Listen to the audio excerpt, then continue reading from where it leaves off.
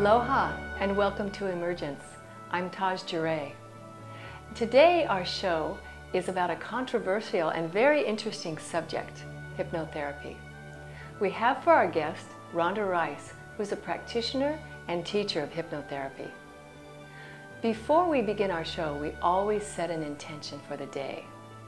So if you'd like to join me, would you take a nice deep breath and just exhale easily and effortlessly. And today our intention is to bring our conscious and subconscious issues into clarity, balance, and harmony. And now I'd like to introduce my guest, Rhonda Rice. Aloha, Rhonda. Aloha, Taj. How are you today? Oh, I'm so happy to be here. And we're very happy to have you. Thank you. So to begin, I'd love to know a little bit about what got you involved in hypnotherapy. Well, that's a path that started long ago. What took me into it was that at an early stage of my life, I had an experience that where I realized that there were these pathways of consciousness available to me.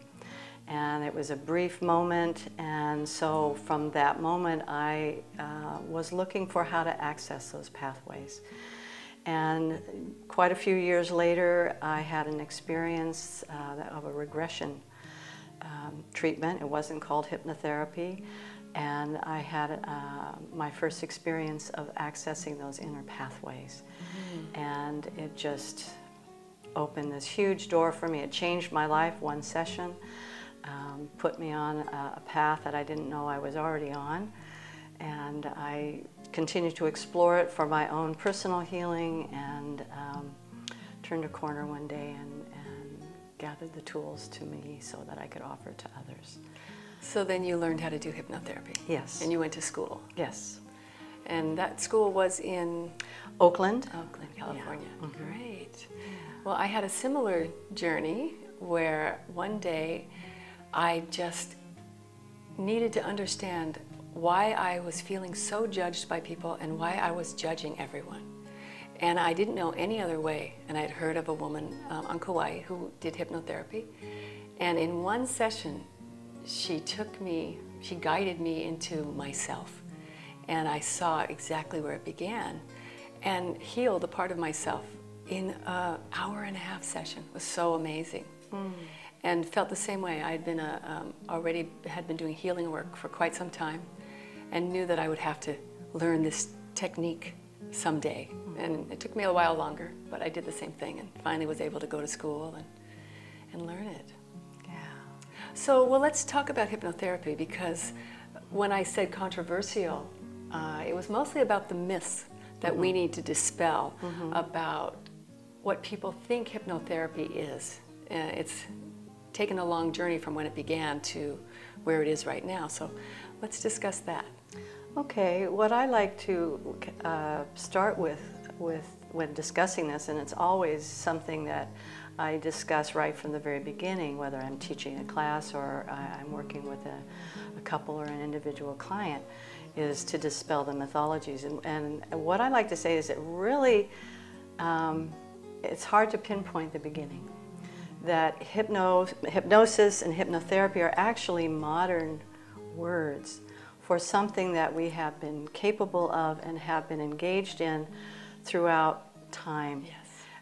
It just had different words, and it was commonplace to know about and how to traverse these levels of consciousness. And it is only because we are remembering this now that these fields, whether it be hypnosis or guided imagery or meditation, which are all related, Right. Now have these words. So that's where I began, and with regard to the myths, the modern myths,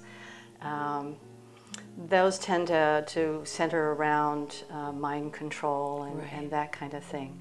And so I always talk about stage hypnosis and talk about how it's very easy for a magician or a hypnotist to determine in a group of people very quickly who can go very easily into these states of deep relaxation and focus, which is what hypnosis is about. Right. And then be able to draw the people to their demonstration that gives the impression that they are being held into some kind of control.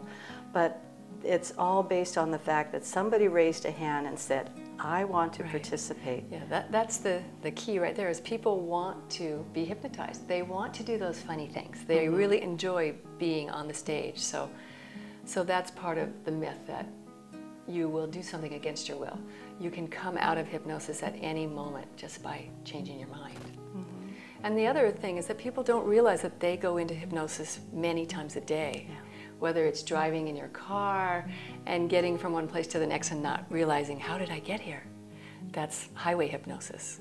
Or whether you're daydreaming in school. One of the things that I say that I think would be so wonderful, if teachers knew how often the children that are daydreaming are really open to the suggestions that they're being given, they wouldn't get upset with those students. They'd say, you're going to remember everything that I've said, you'll be able to access this information, and then there wouldn't be as much drama at school if people understood that this daydream is really a powerful, suggestive time. I wish someone had said that to me in my daydreaming school days. Yeah, and also when you wake up in the morning or when you go to sleep, you're in that hypnagogic state where everything's kind of dreamy.